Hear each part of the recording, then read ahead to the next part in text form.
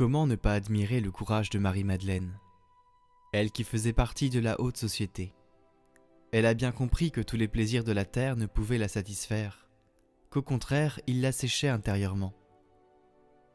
Alors, lorsqu'elle réalise que Jésus peut lui proposer une libération, elle ne tergiverse pas.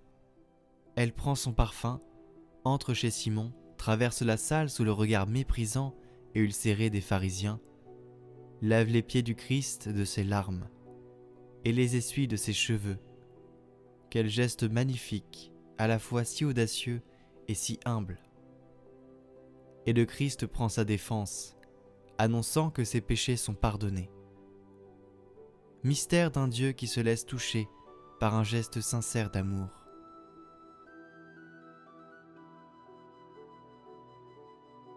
Ainsi délivrée de tous ses péchés, exorcisée de tous ses démons, Marie-Madeleine, devenue légère et rayonnante du pardon de Dieu, est désireuse de suivre le Christ.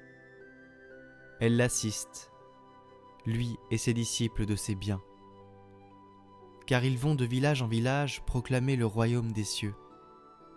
Après avoir été touchée par la grâce, Marie-Madeleine prend conscience du bonheur divin auquel le Christ nous appelle, et participe, suivant sa grâce, à l'annonce de la bonne nouvelle.